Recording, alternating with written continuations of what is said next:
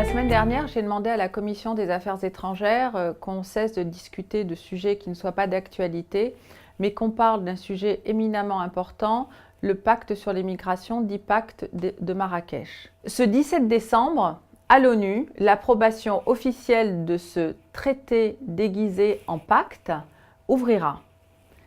Cette discussion engage les pays et engagera la France qui, en catimini, en pleine crise des Gilets jaunes, a envoyé à un obscur secrétaire d'État porter la parole de la France.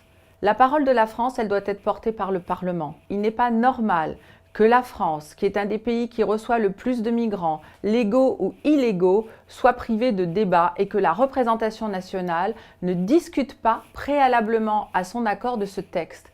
Je me permets de rappeler que des grandes démocraties comme l'Allemagne, les États-Unis, la Suisse, la Grande-Bretagne ou encore les Pays-Bas ont discuté de ce texte.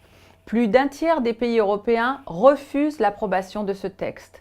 Pourquoi les Français sont-ils privés de débat ?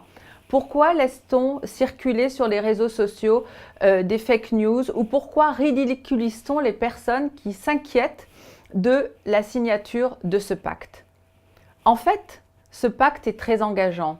D'abord parce qu'il crée un contexte favorable aux migrations. Ensuite, parce qu'il dénonce a priori le fait qu'on puisse critiquer le fait que les migrations ne soient pas positives, puisqu'il encourage et il demande que les médias, que la presse qui s'opposerait aux migrations puisse être privée de subventions, ce qui est proprement scandaleux. Ensuite, il décide de faire en sorte que les migrants bénéficient des mêmes droits sociaux que les nationaux. Et enfin, il décide aussi que les frontières n'existent pas pour les pays d'Europe, puisqu'elles doivent absolument accepter les migrants sous peine de sanctions. Ces principes contenus dans ce pacte, s'ils ne sont pas contraignants, pourquoi sont-ils alors votés ?